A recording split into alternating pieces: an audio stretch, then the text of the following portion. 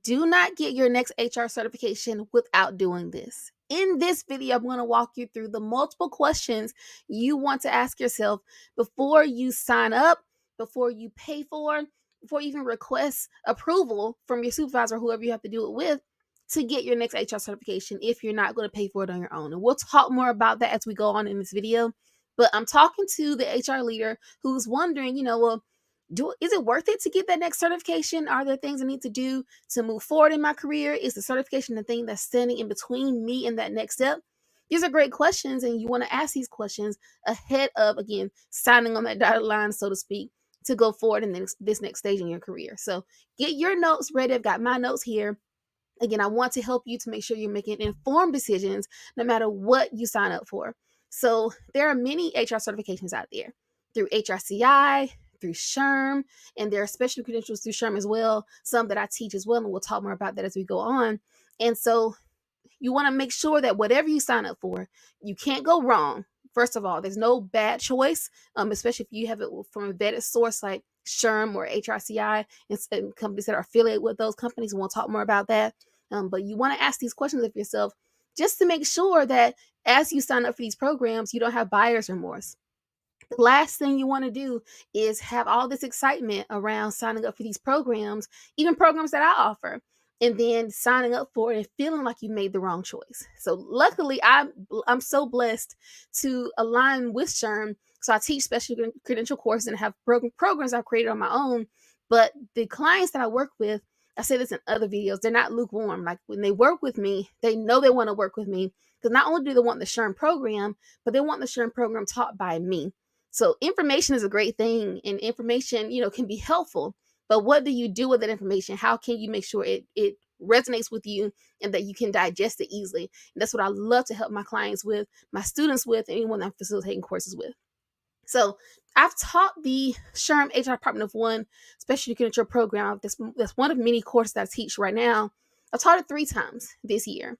I've taught it twice for my own community as an education partner. But I've taught it once so far. I've got a few more scheduled. I've taught it once so far as an independent contractor, as a SHRM instructor. And in my SHRM class that I taught, I have the results here of the 3 top reasons why they chose to participate in this program. So the top reason was they wanted to enhance their credibility as a professional in HR. The second reason, they wanted to be more successful in their current role. And the third reason, they wanted to enhance their opportunities for career advancement.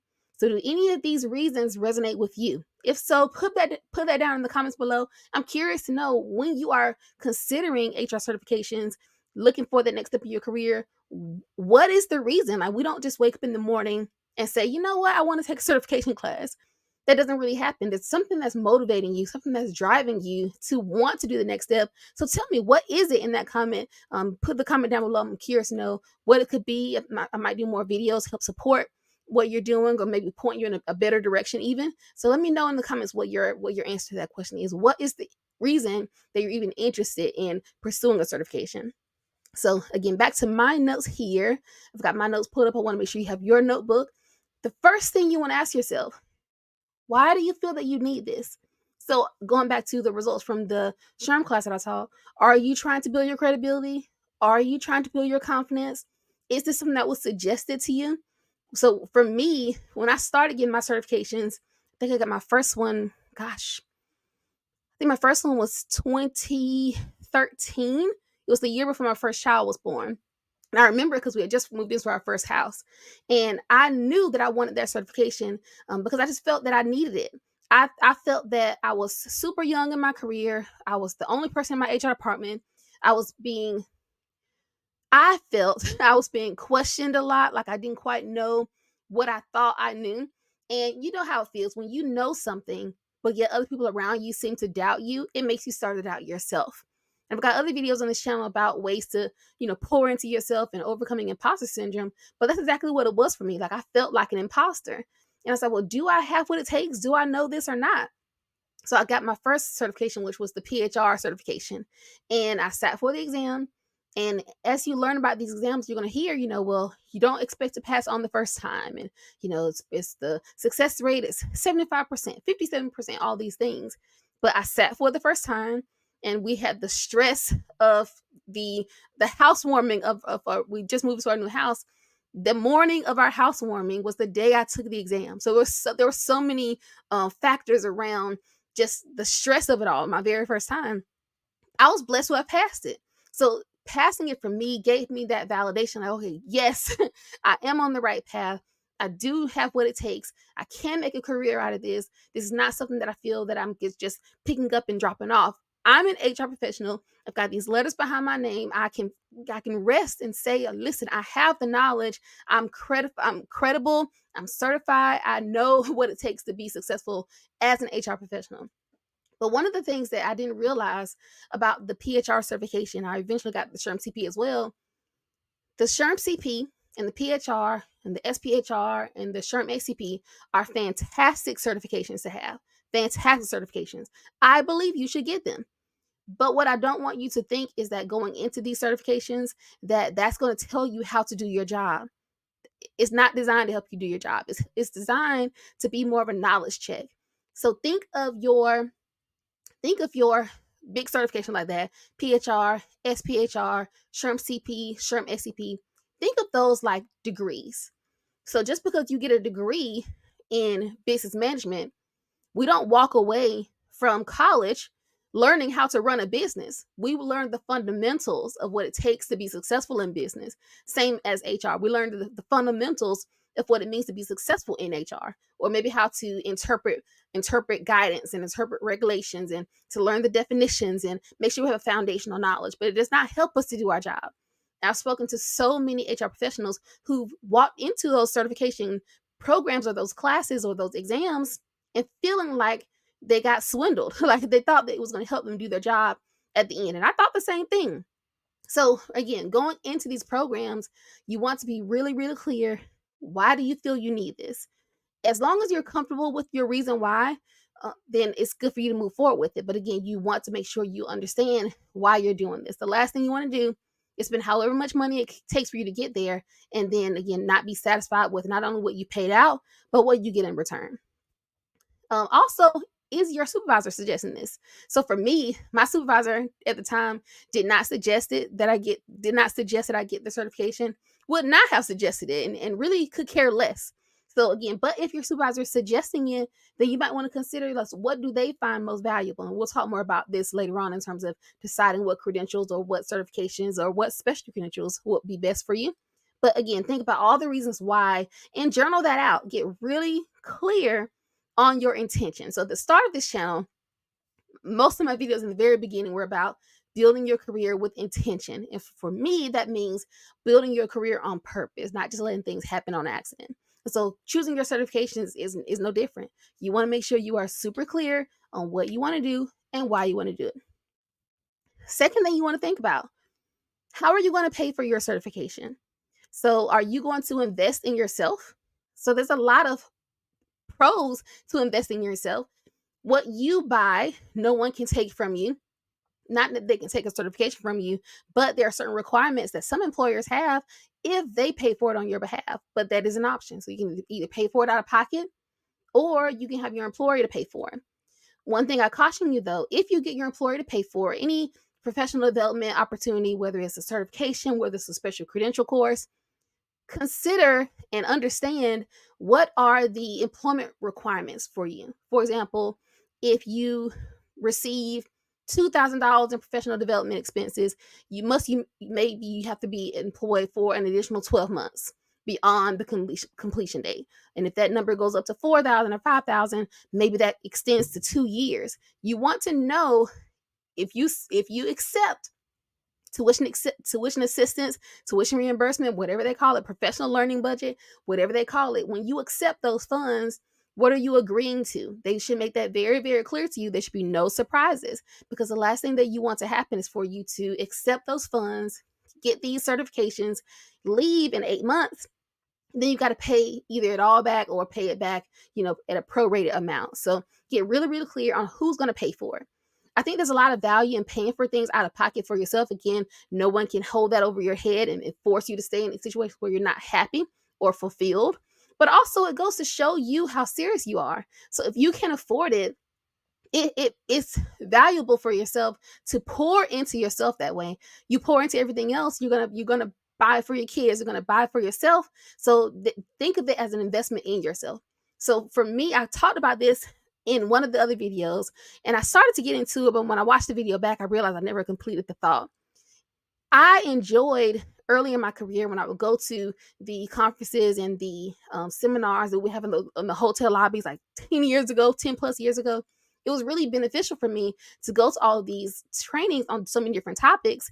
And at the end of every session I would go to, of course, I had to pay to get there, so my company paid for it. But at the end of every class, they would be selling like a book or a resource tool or some type of like a DVD set or something like that. And almost every time I bought books, I bought DVD sets, I bought audio CDs and things like that because I if I found value in the class, I wanted to keep that learning going. I wanted to find ways to continue to invest in myself, to not just let the learning be a one-time moment. So again, I entered into HR as a student and I remained a student this entire time. So I love to keep that same energy to make sure that I never rest on what I know. Like I'm always trying to learn new things. I'm in a certification program right now, an organizational design and change management program. And because I desire to continue to learn and grow. If you're not growing and you're not learning, then what are you doing? So for me, investing in myself was an intentional choice because I know the power of it. If I pay for it, they say those who pay attention. So if my company just bought all the books and all the DVDs and all the things, would I look at it? Would I take advantage of it? I don't know. But when I spend my money on it, I know I'm going to get the value out of it because I'm not going to waste my money. So it's that kind of thing for you. You know what motivates you. You should find out what your company allows and what your company permits, and make sure you understand if your company says they will pay for it, will you move forward in that way? But even if they say they won't pay for it, what are you going to do in the meantime? Are you going to save up for it? Do you have the funds to invest in yourself? All those things. Consider that upfront. Next, a piece that I think a lot of people miss here is whatever certification you choose, or even if you get into my specialty credential program, the HR Department of One program through SHRM, you need to know what are you going to do next. So I talked about making sure you keep that learning going. Don't let the learning be a one-time thing. Don't let, you go to the class, you take all the great notes, you might even win an award for having the best notes. But at the end of the day, when you go back into the building, or at the beginning of the next day when you go back into the building, if you're not putting what you learned into action, you may as well not even been there. You wasted your money if you're not going to put it into action. So when I say, what are you going to do next? Hold yourself accountable. Set a plan for yourself. Schedule in time to make sure you're going back and reviewing the things that you learn.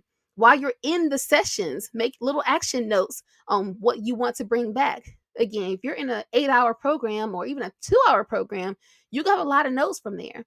But as you're going through your program, have at the bottom of your page, have like little notes, little check boxes like, hey, review this, add this to your processes, just all these little notes to yourself so that as soon as you get back and you're reviewing those notes, you can say, okay, this is where I want to start. This is going to be priority for me. But get really, really clear even before you sign up for any training, any workshop, anything like that. Know what you want to get out of it, and then also know what you plan to do after you get out of it once you're in those programs. Also consider the idea of how you're going to maintain it. So with the HRCI and the SHRM certifications, so the PHR, the SPHR, the SHRM and the SHRM CP and the SHRM SCP, you must maintain them. So either you must recertify by taking a test every 3 years, or you must get recertification credits. Typically, it's 60 recertification credits every 3 years, which it boils down to 20 recertification credits every year. So understand what it's going to take for you to maintain that credential or that specialty certification, if there are any requirements for that. You don't want to get this accomplishment and then don't think about it for 2.5 years, and then you're stuck the last 6 months decide, okay, well, do I take the test over again, know how much of a headache it was, or do I try to cram 3 years worth of education into 6 months? You don't want to be in that position. So again, going into these opportunities, understand what it's going to take to maintain it. For the SHRM HR Department of One specialty credential course that I take, there is no currently there is no requirement to maintain it. Once you have it, which is great. I said before, think of the big certifications, the HRCI and the SHRM, the big ones, as degrees. Think of the special credentials more as certificates. So you're looking at the certificates, and the certificates will give you a specific skill in a specific area. So what I love about the HR Department of One program is that it tells you the things that you want to focus on strategically as an HR leader. So my HR leadership library is more on the day-to-day work, what it takes to run your department. But I love the HR Department of One specialty credential program because it helps you to identify strategically big picture things, not just what to do, but how to do it and how to make it apply to your company. So if you're interested in that, I'll drop the link down below for you to learn more information about that. But again, you want to understand going into your programs, what does it take to maintain it? If there are any requirements, and make sure you have the capacity and the bandwidth to make sure you live up to those. So I talked about a few different ones. You want to think about what certifications should you get. So do you get the HRCI one? Do you get the SHRM ones? Like, does it really matter? Like I said before, you really can't go wrong as long as you're showing that you're continuing to grow, continuing to learn on purpose, and continuing to develop yourself. And staying up to date is a big thing. Staying up to date on ever changing employment laws, that's the biggest piece. But you want to see, like, does your supervisor have a preference? Some people, your CEO, if you're not the senior most HR person, so your HR leader might have a preference. They might more highly they might highly regard the HRCI credentials or the SHRM credentials, or either or neither. So you want to know, like, do they have a preference? If they don't have a preference, okay, you have your pick. But then you want to see, okay, so but what does it take? What are you eligible for? So some of the credentials, especially at different levels of them, you must be employed for a certain amount of time. You must have a certain amount of experience in HR or a certain level of education in HR. So look those requirements up. Um, the great thing about the specialty credentials, so the HR Department of One that I teach as well, you don't have to be a SHRM member, and you don't have to already have HR experience even. It's best if you do. I serve HR Departments of One. So for those people, they're already in HR leadership roles. They're just looking for ways to streamline what they're doing and get some structure around what they do. But again, look at the qualifications and see if you qualify for those. And then ultimately, you want to make sure, as you answer all these questions, all the things we've talked about today, you should know, are you ready for an HR certification, whether it's a certificate, whether it's a specialty credential, whether it's the big programs that you want to study for months on end, whatever it is, you want to know going into it, is it ready for you? Is it time for you to do that? There's no right or wrong answer. You don't have to do everything at once. I always say you don't have to boil the ocean. Just decide, and once you set your intention, then you go from there. You take the steps it's going to take to get to that next level. So drop down in the comments, did you think going into this that you weren't quite ready for a certificate or for your next HR certification, and now you are ready? Let me know in the comments how ready you feel that you are, or what you plan to accomplish next. What's your next milestone that you're looking to accomplish in your career? I am so excited to hear from you, to learn more about what you're planning to do. If there's any way I can serve you at a higher level, feel free to click any of the links down below to learn any ways that we can work together. And I look forward to seeing you on the very next video. Bye.